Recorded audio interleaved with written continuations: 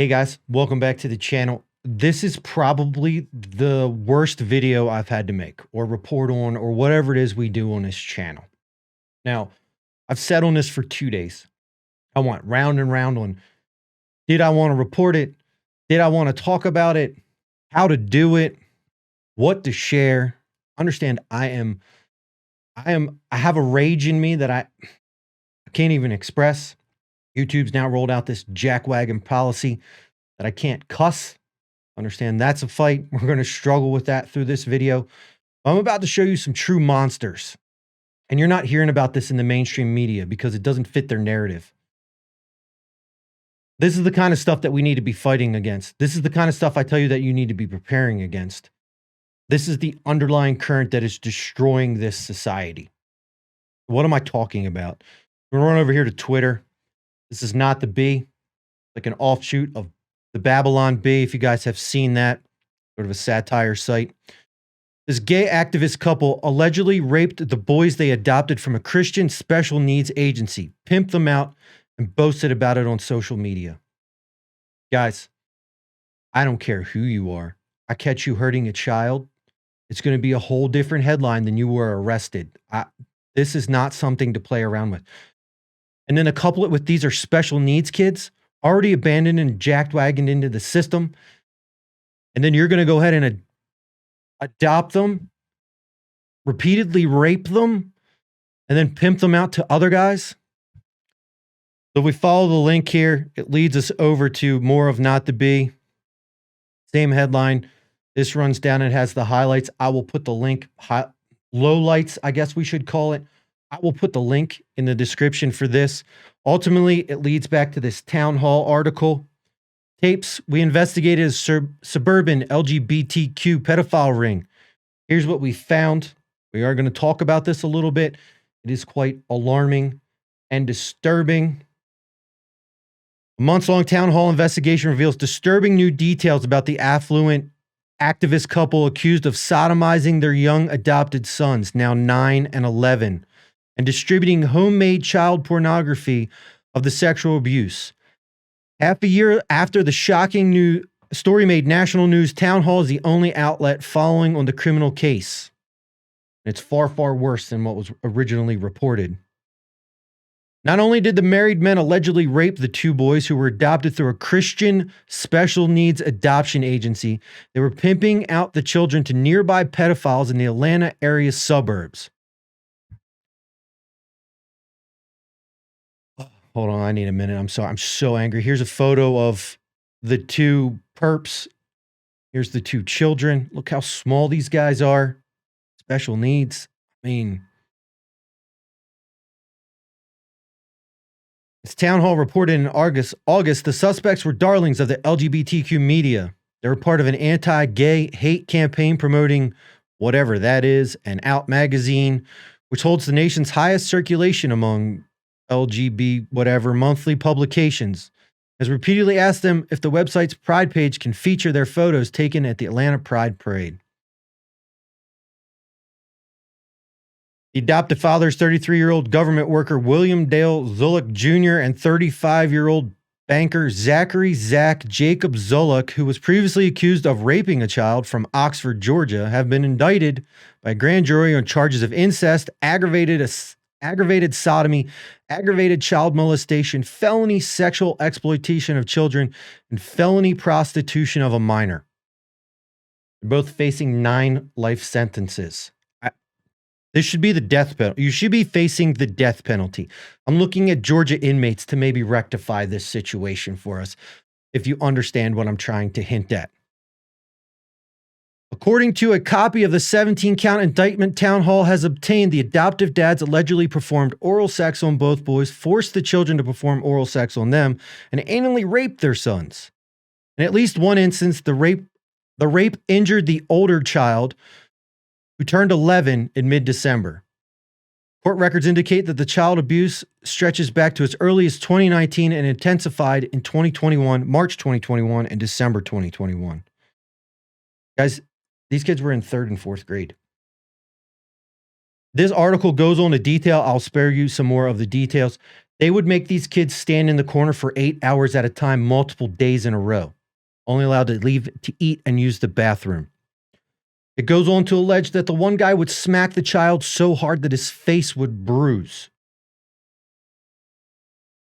An updated criminal affidavit says the child sexual abuse was filmed by William's husband, Zachary, with whom he routinely engaged in sexual abusive acts on the boy.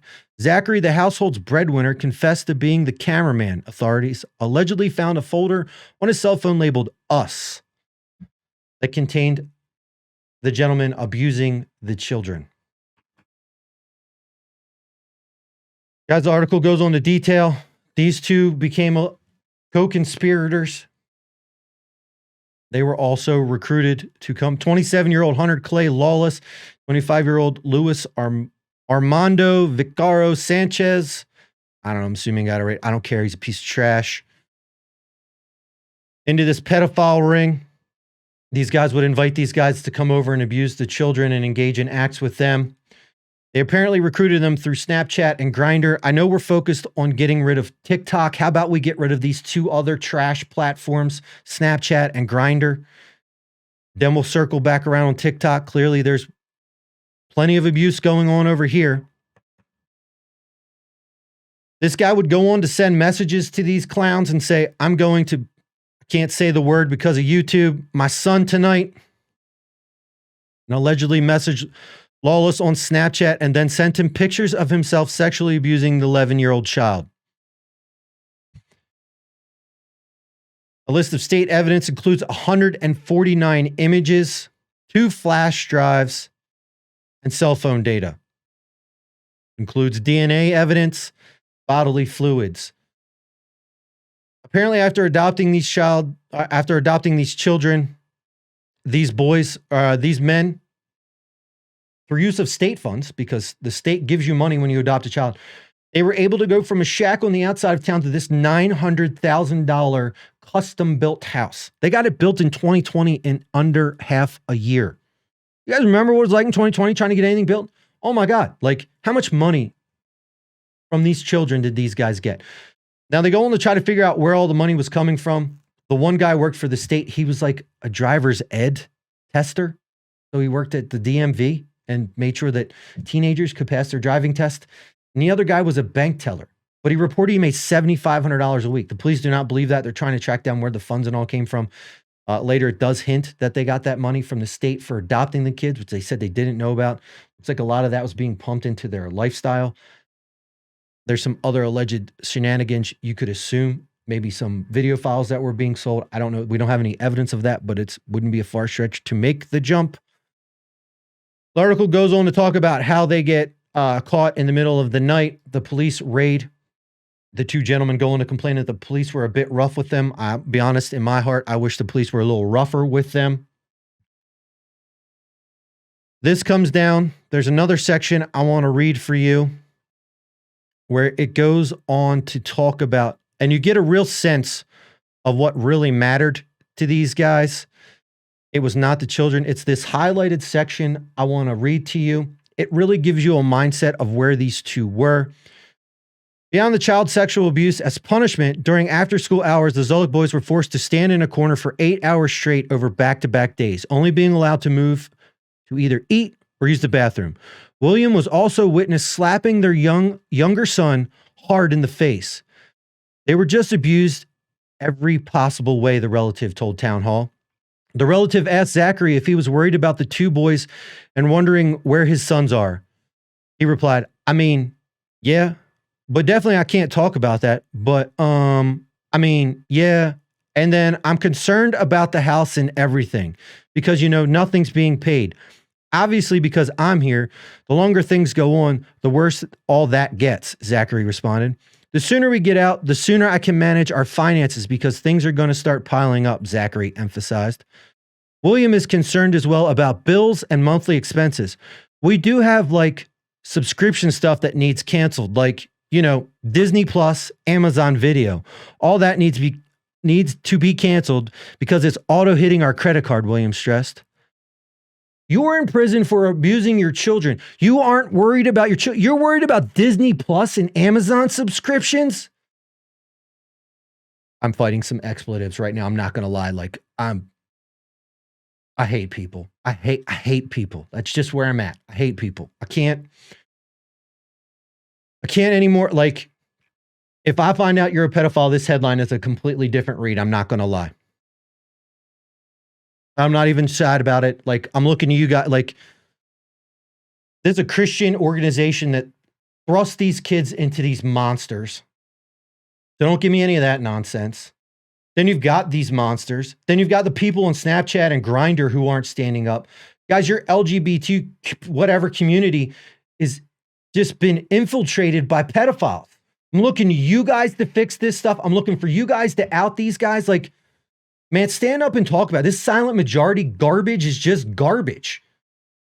Stand up, say something. See something, say something. Isn't that what the government said for forever? Yeah, let's use that on these kind of clowns. So tired of this. Get yourself fit, get yourself ready, go out and face some of these. This is how this stops. We come together and we get out there and we go fix the problem. Sitting back waiting for somebody else to come along isn't working. You in your life, in your everyday, need to begin to do something to fix something. This is my start. I'm working, I'm training every day so that when the opportunity presents itself, I'm there to stand up when it's time.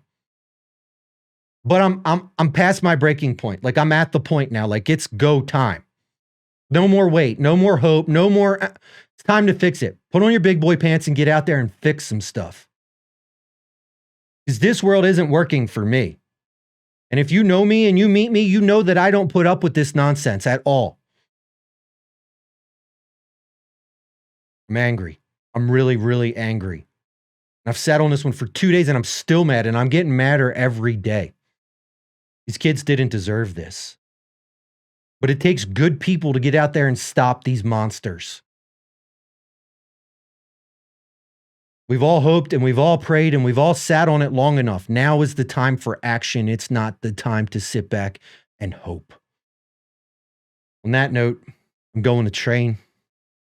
Catch you guys in the next one.